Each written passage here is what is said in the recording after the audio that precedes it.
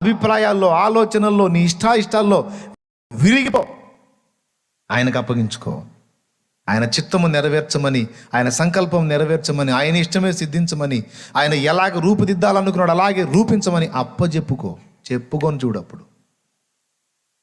ఇప్పుడు నీకేం అర్థం కాదు, గందరగోళం అవుతున్నట్టుగా ఉంటుంది, కానీ ఒక రోజు రాబోతుంది, ఆ రోజు నిన్ను సవాలుకరంగా నిలబెడతాడు. నిన్ను చూసి ఔరా అని ప్రజలు ఆశ్చర్యపడేటట్టు దేవుడు నిన్ను చేయబోతున్నాడు. ఆమేన్. ఎప్పుడు? నీ చిత్తమే తండ్రి అని మనల్ని మనం ఆయనకి సజీవ యాగముగా అర్పించుకున్నప్పుడు ఆయన అనుకున్న షేపులన్నీ మనలోకి వస్తాయి. ఆయన వ్యక్తిత్వ సౌందర్యమే జనాలకు ఆకర్షణ, ఇంకా వేరే ఆకర్షణ ఏం అవసరంలా. ఏమంటారు? ఎంతమందికి నమ్మకం ఉంది? నీవు మోసిన నిందకు ప్రతిగా పూదండ ప్రభువు ఇచ్చునులే, నీవు పొందిన వేదనలన్నీ త్వరలో తీరిపోవునులే, నీ స్థితి వినవారే సిగ్గుపడే దినమొచ్చేనులే, నీ స్థితి చూసిన వినవారే సిగ్గుపడే దినమొచ్చేనులే, విడుదల సమీపించెను, నీకు వెలుగు ఉదయించును, విడుదల సమీపించెను, నీకు వెలుగు ఉదయించును. చెమ్మగిల్లు కళ్ళల్లోన కన్నీళ్ళెంత కాలం, కష్టాల బాటలోనే సాగదు పయనం, విడుదల సమీపించెను, నీకు వెలుగు ఉదయించును, విడుదల సమీపించెను, నీకు వెలుగు ఉదయించును. దేవునికి మహిమ కలుగును గాక. హల్లెలూయా. ఎంతమందికి నమ్మకం ఉందండి? కాబట్టి ఫస్ట్ ఎవరు? మధ్యలో ఎవరు? ముగింపులు ఎవరు? చెప్పడానికి బాగానే ఉంది, నిజంగా ఇస్తారా? అంత విలువ, అంత సమయం, అంత సాంగత్యం.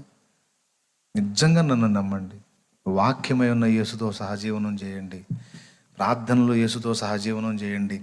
ఏ కొంచెం ఖాళీ దొరికినా ఆయన ఆలోచనలతో నిండిపోండి. ఆయన ఆహ్వానించండి. దేవా, ఖాళీగున్నా రావా, నాతో కూర్చోయ్యా, నాతో మాట్లాడయ్యా, నన్ను దర్శించు ప్రభువా, ఇదిగో నేను ఒంటరిగా ఉన్నాను అని పిలు. ఆయన సహజీవనం, ఆయనతో సహజీవనం చేయి. ఆయన ఆకృతి అంతా వచ్చేస్తుంది, ఆయన స్వభావం వచ్చేస్తుంది. అది నీలో సంపూర్తి అయినప్పుడు ఇక ఎందుకోసం నిన్ను నిర్మించాడో అది నీలో నెరవేరినట్టే. దేవునికి మహిమ కలుగును గాక. అలాగా ఆయన సాహచర్యంలో రూపుదిద్దుకున్న పాత్రల చేత పరలోకాన్ని నింపడానికే దేవుడు పూనుకున్నాడు.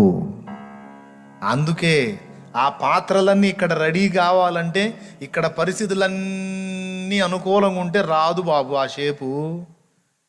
ఇక్కడ పరిస్థితులు ప్రతికూలంగా ఉండి రకరకాల ఉతుకుళ్ళలో, తోముళ్ళలో, నలుపుళ్ళలోనే వస్తుంది ఆ షేపు. Praise the lord. కాబట్టి అందరికీ ఎవరికి తగ్గదు వాళ్ళకు ఉంది. మొత్తానికి ఒక్కొక్కళ్ళ స్థాయిని బట్టి, వాళ్ళ ఆశను బట్టి తోముడు, నలుపుడు ఏదో జరుగుతూ ఉంది.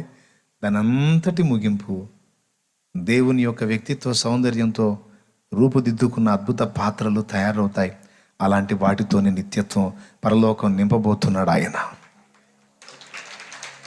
అది కంప్లీట్ అయినప్పుడు ఇక అప్పుడు చూస్తే అప్పుడు అంటాడు, ఇక ఎవడు అంటానికి మాటలు ఉండవు. నిజమే, ఇది లోపరహిత ప్రపంచం అని అప్పుడు అనగలుగుతారు. ఇప్పుడైతే లోపసహిత ప్రపంచం. నేను చెప్పిన క్రమంలో అన్నీ రూపుదిద్దబడిన తరువాత చూసి ఇది లోపరహిత ప్రపంచము, పాపరహిత ప్రపంచం, పరిశుద్ధ ప్రపంచం. దేవునికి మహిమ. అలాంటి అద్భుత ప్రపంచం మన కోసం కాచుకుంది, రెడీ చేసి పెట్టాడు, మనల్ని సిద్ధం చేసుకుంటున్నాడు. దేవుని చేతికి అప్పగించుకోండి. లోటుపాట్లు జరిగితే ఆయన పాదాలు పట్టుకుని క్షమాపణ వేడండి. మళ్ళీ ఒక్కసారి పునఃప్రతిష్ఠ చేసుకొని మళ్ళా నీ చేతులతో నా మీద పని చేయి ప్రభువా, నన్ను త్రోసివేయొద్దు, నన్ను విసిరేయొద్దు, నన్ను తిరస్కరించొద్దు, సౌలును త్రోసేసినట్టు త్రోసేయొద్దు ప్రభువా, దావీదు వలె నన్ను సారె మీద స్థిరపరిచి రూపుదిద్దయ్యా, నీ ఆశీర్వాదం నాకు అయ్యా అంటూ ఆయన పాదాలు పట్టుకుందాం. రండి, మోకాళ్ళ మీదకి రండి.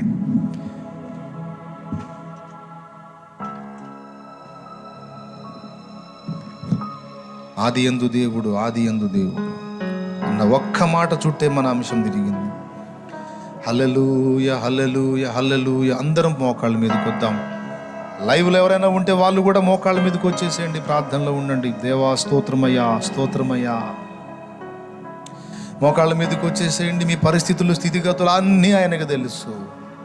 ఆయన సారె మీద ఉంచాడు నిన్ను. ఆయన వ్రేళ్ళు నీ మీద పని చేస్తున్నాయి. ఆయన కోరుకున్నాడు, ఎంచుకున్నాడు, అందుకే విరుచుకుంటున్నాడు, నిన్ను విరుస్తున్నాడు, నలగొడుతున్నాడు, సరి చేసుకుంటున్నాడు. నీలో ఉన్న ప్రాచీన పురుషుణ్ణి తుంచి ఆ షేపులన్నీ దూరపరిచి నవీన పురుషుడు క్రీస్తు యేసును నూతన పురుషుని వ్యక్తిత్వ సౌందర్యాన్ని నీ లోపల ప్రవేశపెట్టి దేవ స్వభావంలో నిన్ను పాలి దానగా చేయటానికి ఆయన చిత్తమై ఉన్నదే. స్తోత్రం చెప్పు, స్వాగతించు, దేవునికి అప్పగించుకో. నీ స్వచిత్తాన్ని, సొంత ఇష్టాన్ని, సొంత ఆలోచనని, బుద్ధిహీనతని గుర్తించి వదిలిపెట్టు.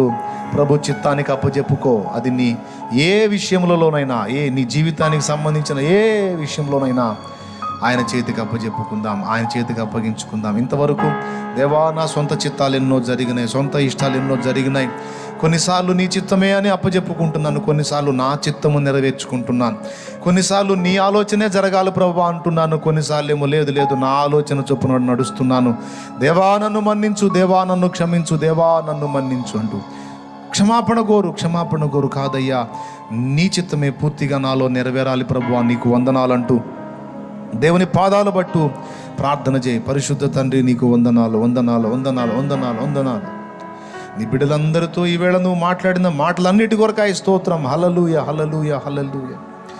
విన్న మాటల్లో నీ జీవాన్ని వారు గైకొని నీ సంకల్పాన్ని గుర్తెరిగిన వారై, నీ ఆలోచనలన్నీ ఎరిగిన వారై, నీ సారె మీద మంటి ముద్దవలే నీ పిల్లలు ఉన్నారు. నీవు అనుకున్న ఆకృతిలోనికి నీ బిడ్డల్ని చెక్కు నాయనా. నా ప్రభా, ఆదాముని అలానే కోరుకున్నా, హవ్వను అలానే కోరుకున్నావు. నీ సాహచర్యములో ఉన్నంత వరకు భద్రంగా ఉన్నారు. సొంత ఆలోచనలు చేసి సొంత చిత్తంలోకి వెళ్ళినందున పాపం చేసి పతనమయ్యారు. ప్రభువా, మేము అలాగూ కాకూడదు నాయన, అలాగూ కాకూడదు. మా చిత్తమును విసర్జించి నీ చిత్తమును నెరవేర్చినట్లు అప్పగించుకోవాలి. మమ్మల్ని బలపరచు ప్రభువా, ఆకర్షించు ప్రభువా. నీ సారె మీద నుండి మమ్మల్ని విసిరివేయవద్దు. దారుణం ఏంటంటే డే మొత్తం వ్యర్థమైన దాంతో గడిపి ముగింపులో దేవునితో గడపడానికి ట్రై చేస్తారు. ఏదో 10 నిమిషాలు 5 నిమిషాలు. ఇది ఎంత దరిద్రమో చూడండి. ఎప్పుడో అరాకొర, ఒక్కొక్కడైతే ఆ రోజు మొత్తం కూడా ఎప్పుడో గుర్తు వచ్చినప్పుడు, ఎప్పుడో రోగం వచ్చినప్పుడు, నొప్పి వచ్చినప్పుడు ఏం తయారవుతారు? వ్యర్థుల్లాగా ఉంటారు. అట్లా కాదు, ఆయనకు సమయం ఇవ్వాలి. కష్టపడి జీవనోపాధి చేసుకుంటూనే ప్రతి ఖాళీని ఆయనతోనే పూరించాలి. ప్రతి ఖాళీని ఆయనతోనే సహజీవనం చేయడానికి ప్రయత్నించాలి. అలా ఎప్పుడైతే ఒక వ్యక్తి అప్పగించుకుంటారో అప్పుడు ఆయన నింపాలనుకునే నింపుతాడు, వాడాలనుకున్న విధంగా వాడుకుంటాడు. ఆ విధంగా దేవుడు మన కృప చూపును గాక. మన తండ్రి అయిన దేవుని ప్రేమ, ఆయన ప్రియ కుమారుడు లోకరక్షకుడైన యేసయ్య శాశ్వత నిత్య కృప, పరిశుద్ధాత్మ దేవుని యొక్క అన్యోన్య నిత్య సహాయ సహవాస సమాధానం సమకూడిన మనకు సకల పరిశుద్ధులకు సార్వత్రిక సంఘమంతటికి సదా తోడయుండి ఆయన అనుకున్న పోలికలోనికి మనల్ని రూపుదిద్ది నిత్యత్వంలో చేరు పర్యంతం మనల్ని నడిపించునుగాక. ప్రవేశు రక్తమునకు జయ, ప్రవేశు రక్తమునకు జయ, ప్రవేశు నామమునకు సంపూర్ణ విజయం కలుగునుగాక. ఆమేన్. హల్లెలూయా హల్లెలూయా హల్లెలూయా. ప్రభు స్తోత్రాలు. మీ అందరికీ వందనాలు. చాలా మ్యాటర్ ఉంది కానీ సమయం మనకి లేదు. సహకరించండి, చిన్నగా బుధవారాలు ధ్యానించుకుందాం. దేవుడు మనకు సహాయం చేయను గాక. ఆమేన్. హల్లెలూయా. అందరికీ వందనాలు. లైవ్లో ఉన్నవాళ్ళు కూడా ప్రత్యేక వందనాలు. ప్రార్థన చేయండి నా నిమిత్తం, హెల్త్ కోసం, అనుకూలమైన పరిస్థితుల కోసం, ఆర్థిక అవసరతల విషయంలో దేవుని సహాయం కోసం. మరి దేవుని దయను బట్టి ఒక మనవి, చాలా చోట్ల మందిర నిర్మాణాలు జరిగినాయి. అవన్నీ కూడా ప్రతిష్ట కార్యక్రమాలు ఉన్నాయి. దేవుని దయ వల్ల అనేక ప్రాంతాల్లో పరిచర్య విస్తరిస్తూ ఉంది. దాని కొరకు ప్రార్థన చేయండి. తర్వాత మీరు సంతోషిస్తారని చెప్తున్నాను, ప్రార్థిస్తారని చెప్తున్నాను. ఇంత కఠినమైన కరోనా టైంలో కూడా దేవుడు ఈ లాక్డౌన్, ఈ గందరగోళ పరిస్థితులు ఉన్నప్పటికీ కూడా మనకి మరి జనవరి నుంచి లెక్కేసుకుంటే దగ్గర దగ్గరగా 14 నుంచి 1500 ఆత్మల్ని దేవుడు మనకు అనుగ్రహించాడు. ఆత్మల రక్షణ, ఆత్మల సంపాదనే ధ్యేయం, ఆత్మల రక్షణే ధ్యేయం. అలాగే రక్షింపబడ్డ ఆత్మలు మరి దేవుని కొరకు పరిపూర్ణ సిద్ధి పొంది మంచి పాత్రలే, మంచి సాక్షులే వర్తిల్ల చేయాలి వాళ్ళని.